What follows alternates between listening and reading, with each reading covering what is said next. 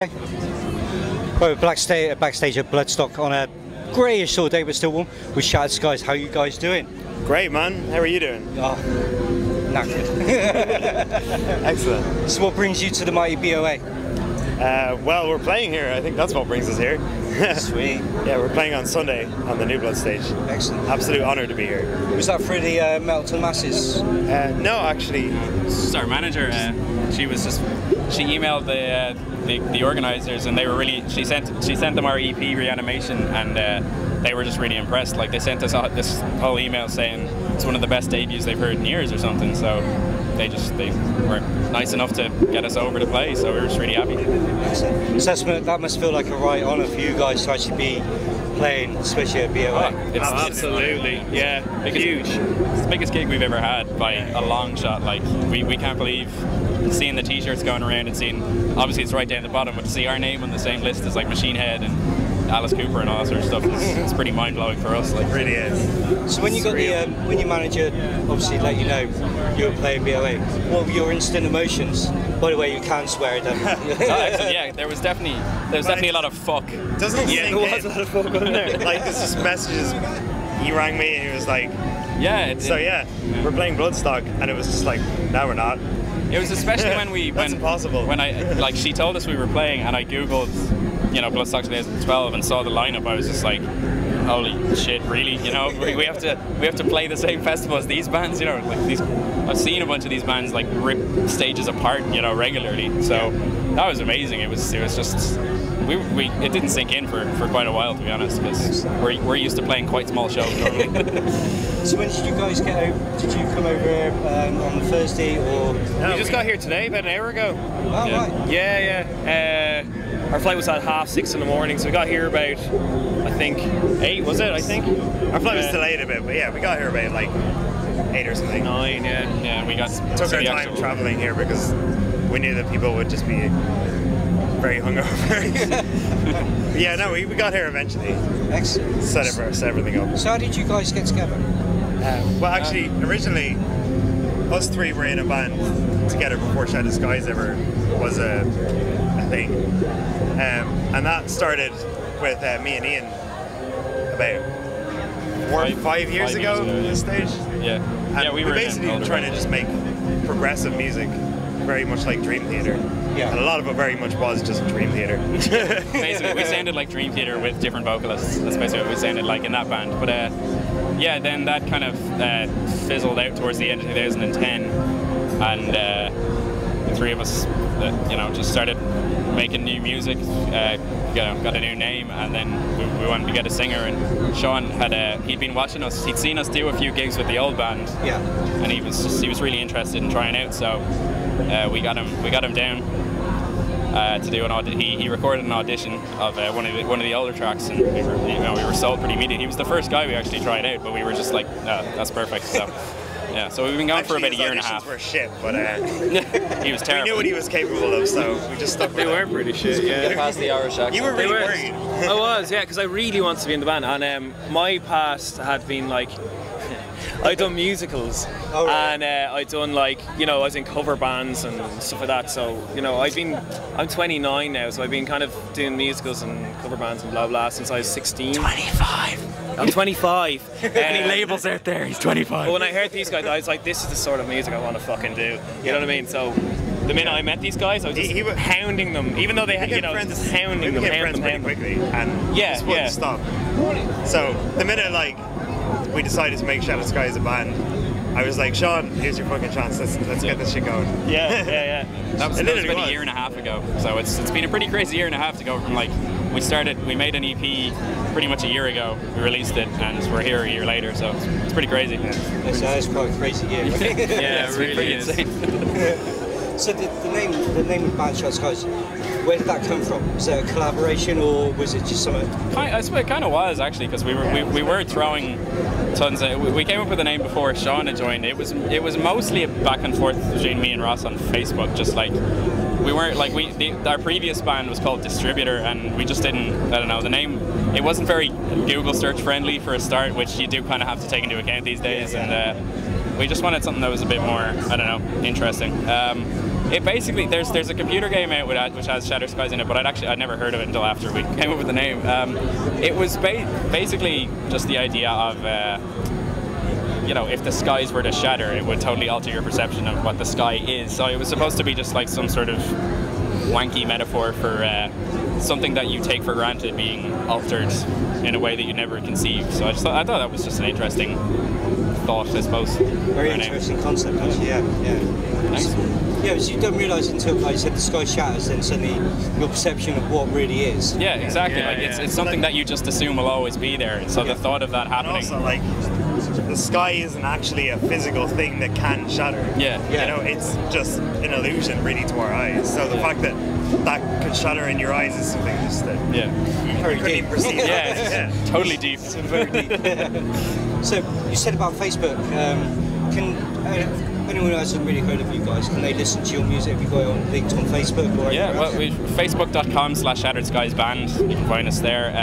To listen to our music, the best place to go would be shatterskies.bandcamp.com. We have the Reanimation EP. We have a piano version of that EP on there as well, and we have a new track called Saviors that we just released. There's also a new track on the Reanimation EP as well. Yeah, as the Seed Voice. It's a bit old now. The new track Saviors is doing great though. We put it up on YouTube 4 weeks ago and it's already got 10,000 views. So by our standards, that's pretty good. That is quite good, actually. Yeah, we were well happy with that, and it's had a great reaction. So Bandcamp's the best place. And the Reanimation EP, it's a 6-track EP which is up for free or a donation if people are willing. So you might as well give us a listen, I suppose. Yeah. So is there any plans for a full-length album? Are you working on that at the moment? Working on it. We've been working on a lot of tracks. Yeah. Well, we're always working on tracks, to be honest. But we've been kind of thinking about what tracks we should put on an album and trying to, fit it all together.